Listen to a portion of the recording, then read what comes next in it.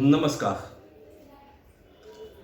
ફરીથી હાજર છું આપની સમક્ષ એક નવો વિડીયો લઈને.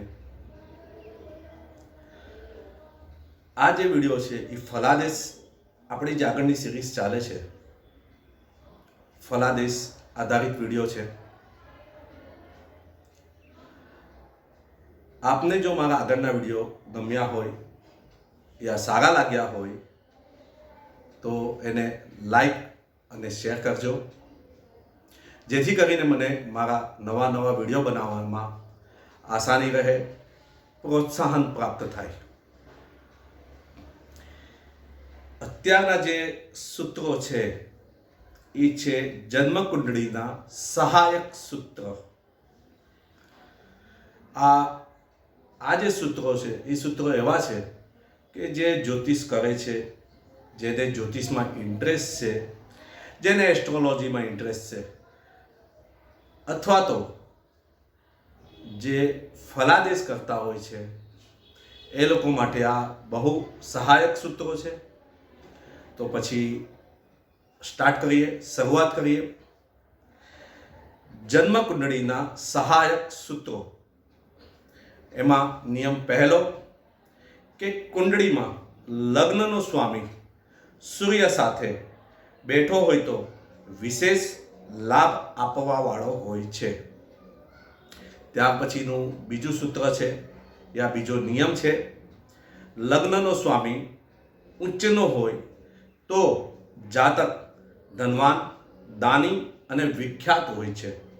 આ એકદમ સામાન્ય સૂત્ર છે અને આ સૂત્રની યા આ નિયમની બધાને ખબર હોય છે. જો આની પર શુભ ગ્રહની દ્રષ્ટિ પડી જાય યા શુભ ગ્રહની યુતિ થઈ જાય તો જાતક વિશેષ કરીને ધનવાન હોય છે.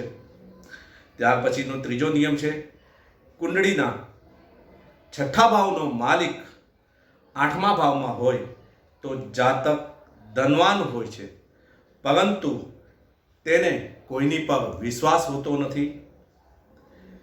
ત્યાર પછીનું એક ચોથું સૂત્ર છે કે કુંડળીના અષ્ટમ ભાવમાં ગુરુ એટલે કે બૃહસ્પતિ અને શુક્રની યુતિ હોય તો કોર્ટ કચેરીના મામલામાં જાતકે હારનો સ્વીકાર કરવો પડતો હોય છે તથા તેમાં તેને કષ્ટ અથવા તો બાધા પણ થતી હોય છે.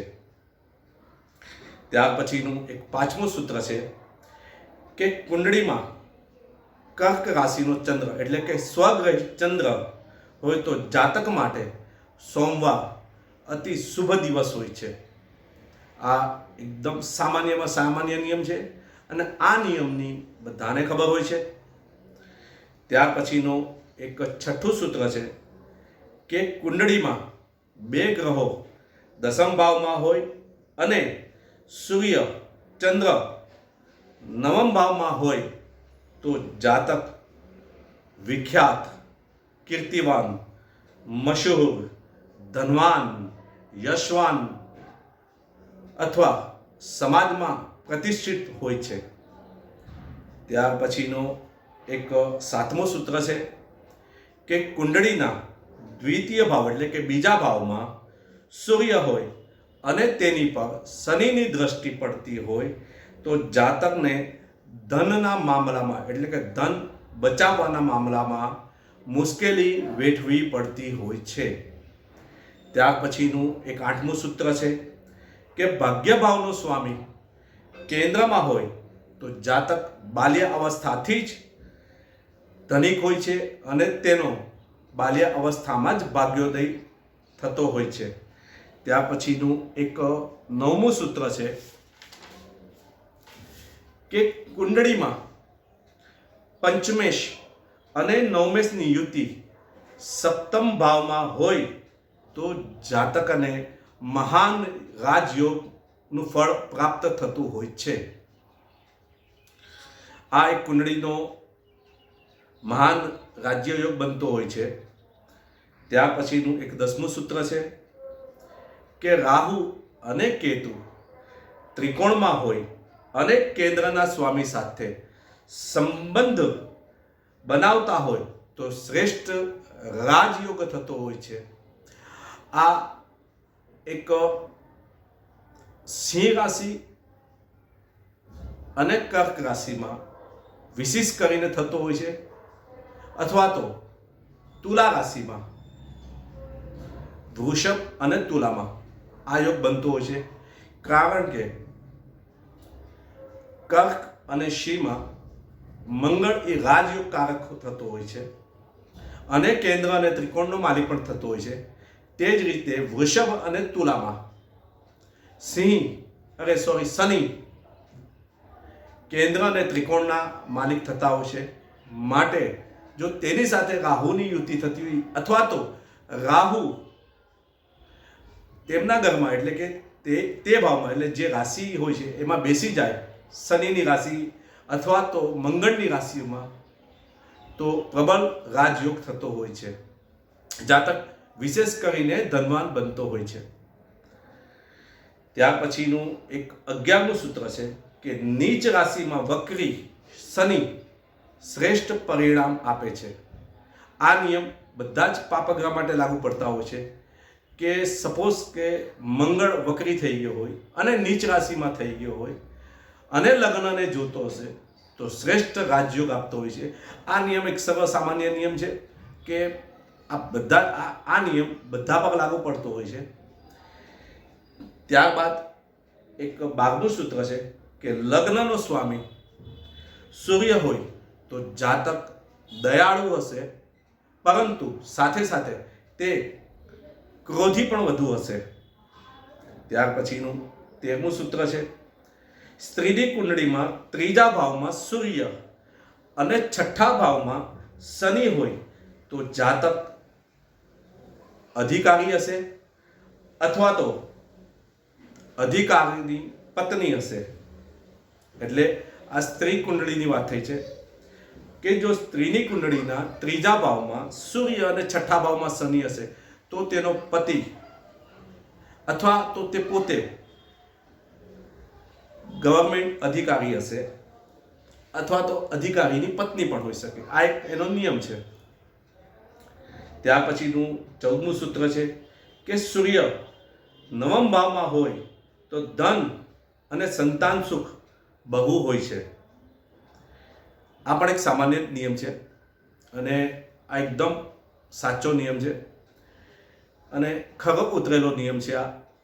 ત્યાર પછીનો એક 15મું સૂત્ર છે કે લગ્નનો સ્વામી બીજા ભાવમાં અને બીજા ભાવનો સ્વામી એકાદશ ભાવમાં અને એકાદશ ભાવનો માલિક લગ્નમાં હોય તો જાતક ખૂબ જ ધનવાન હોય છે. ત્યાર પછીનું એક બીજું સૂત્ર છે 16મું સૂત્ર કે કુંડળીમાં ચંદ્ર અને મંગળની યુતિ બીજા અથવા 3જા ભાવમાં હોય અને રાહુ 5મ ભાવમાં હોય તો જાતક અધિકારી હોય છે અથવા તો અધિકારી બને.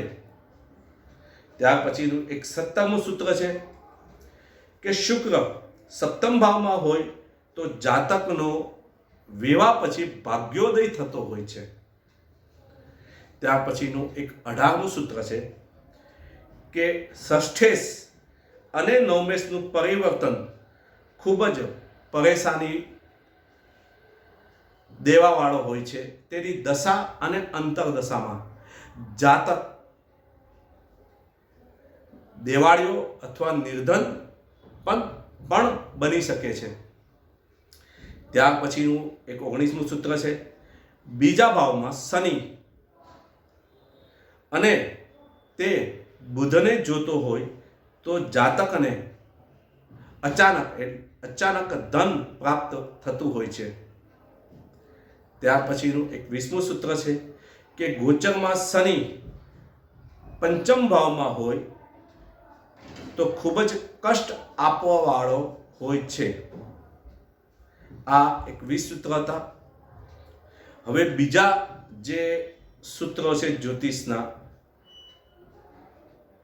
તે પણ આપની સમક્ષ રજૂઆત કરું છું. એમાં જેટલા બનશે એટલા હું રજૂઆત કરું છું. લગ્નનો સ્વામી 12મા ભાવમાં બેસી જાય તો જાતકના દુશ્મનો ઘણા હશે. જાતક ઉપર જૂઠા આરોપો અવશ્ય લાગે તથા જાતકના મનમાં આત્મહત્યા કરવાના વિચારો પણ આવ્યા કરે. આ એક અવયોગ બને છે. ત્યાર પછીનું 22મું સૂત્ર છે કે રાહુની મહાદશા હોય અને તેની અંદર કેતુની અંતરદશા આવી જાય તો આ સમય જાતક માટે બહુ કષ્ટ આપવા વાળો હોય છે. ત્યાર પછીનું એક 23મું સૂત્ર છે કે કુંડળીના બીજા ભાવનો સ્વામી નવમ ભાવમાં અથવા તો એકાદશ ભાવમાં બેસી જાય તો જાતકને બાલ્યકાળમાં કષ્ટદાયક હોય, પરંતુ પાછળથી તેનું જીવન સુખમય પસાર થતું હોય છે. ત્યાર પછીનું એક ચોથું સૂત્ર એટલે 24મું સૂત્ર છે કે લગ્નનો સ્વામી દ્વિતીય અને દ્વિતીયનો સ્વામી લગ્નમાં એટલે કે પરિવર્તન યોગ થતો હોય તો જાતકને ધન માટે બહુ મહેનત કરવી પડતી હોતી નથી. જાતક વગર મહેનતે ધન કમાય અથવા તો એને ધન પ્રાપ્ત થાય. ત્યાર પછીનું એક 25મું સૂત્ર કહીએ કે જાતકની કુંડળીમાં સૂર્ય એકાદશ ભાવમાં બેસી જાય તો જાતકના દુશ્મન ઘણા હશે, પરંતુ જીત કાયમ જાતકની જ થાય. ત્યાર પછીનું એક 26મું સૂત્ર કુંડળીના અષ્ટમ ભાવનો સ્વામી ઉપર ક્યાંયથી પણ ગુરુની દ્રષ્ટિ પડી જાય તો જાતકના આયુષ્યમાં વધારો થતો હોય છે. ત્યાર પછીનું 27મું સૂત્ર છે કે કુંડળી સ્ત્રીની હોય અને રાહુ બીજા ભાવમાં હોય તો સ્ત્રી સ્વદેશમાં રહીને ખુશ રહી શકતી નથી અને પરદેશમાં રહી અને તે સુખી થશે. ત્યાર પછીનું 28મું સૂત્ર છે કે કુંડળીમાં ઉચ્ચ શનિ ઉપર મંગળની દ્રષ્ટિ હોય તો જાતક નેતા અથવા વક્તા બનશે. ત્યાર પછીનું એક 29મું સૂત્ર છે કુંડળીના શુક્ર 11મા ભાવમાં હોય તો જાતક વિવાહ પછી ધનવાન બને, વિશેષ ધનયોગ પ્રાપ્ત થાય. ત્યાર પછીનું એક 20મું સૂત્ર છે 29મું સૂત્ર છે કે સ્ત્રીની કુંડળીમાં સૂર્ય ત્રીજા ભાવમાં હોય અને શનિ છઠ્ઠા ભાવમાં હોય તો જાતક અધિકારી હશે અથવા અધિકારીની પત્ની હશે. આ સૂત્ર આપણે આગળ એક વખત લઈ ચૂક્યા છે. ત્યાર પછીનું એક 12મું સૂત્ર છે કે કુંડળીમાં કેતુ અષ્ટમ ભાવમાં હોય. 21મું સૂત્ર છે આ કુંડળીમાં કેતુ અષ્ટમ ભાવમાં હોય તો જાતકને જીવનકાળમાં આકસ્મિક એટલે અચાનક ધનની પ્રાપ્તિ થતી હોય છે, પરંતુ અષ્ટમ ભાવમાં મેષ રાશિ, મિથુન, વૃષભ, વૃશ્ચિક રાશિ બનતી હોય તો જાતકને પેટ સંબંધિત ફરિયાદો કાયમ રહેતી હોય છે. ત્યાર પછીનું 31મું સૂત્ર શનિ વૃષભ રાશિમાં હોય તો જાતકને ગુસ્સો જલ્દી આવે અને વિવાહ પછી તેની પરેશાની વધે અને આવક ઓછી થાય અને ખર્ચ વધુ થાય. ત્યાર પછીનું એક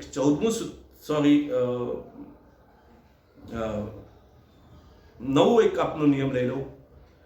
22મો નિયમ હશે કારણ કે મારી પાસે અહીંયા નંબર નથી લખેલા એટલે કદાચ થોડા આગળ પાછળ થવાના ચાન્સીસ છે.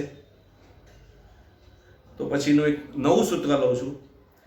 કુંડળીમાં લગ્ન સ્થિર રાશિનું હોય અને એની ઉપર ક્યાંયથી પણ સસ્ટેસની દ્રષ્ટિ લગ્ન ઉપર પડી જાય તો જાતકને જીવનકાળમાં ખૂબ જ ધનવાન હોય છે. આમાં કુંડળીમાં સ્થિર લગ્ન હોવું જોઈએ અને લગ્ન ઉપર ષષ્ઠેશની દ્રષ્ટિ પડતી હોવી જોઈએ. ત્યાર પછીનું એક સૂત્ર છે, નિયમ છે કે કુંડળીના 11મા ભાવનો સ્વામી લગ્નમાં આવીને બેસી જાય તો 11મા દિવસે વિશેષ કરીને લાભ પ્રાપ્ત થતો હોય છે.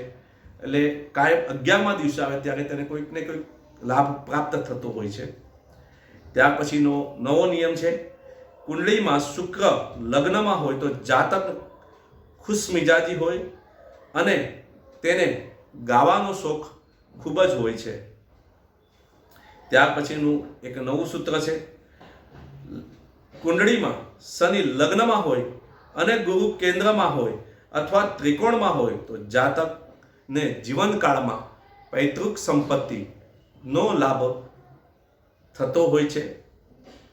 ત્યાર પછીનું એક નવું નિયમ છે,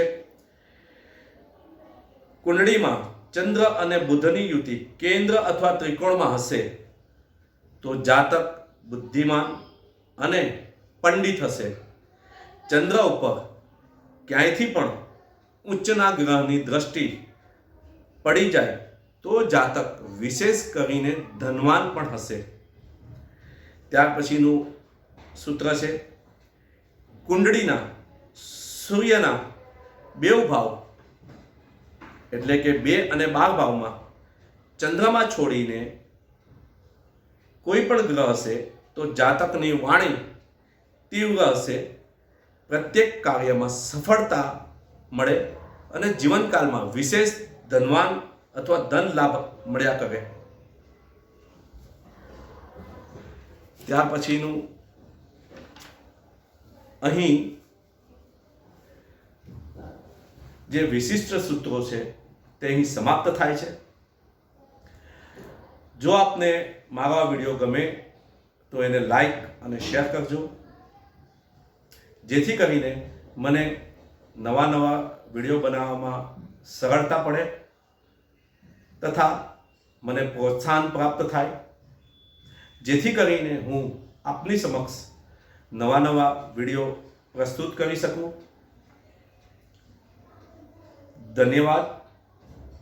હર હર મહાદેવ. જય શ્રી કૃષ્ણ.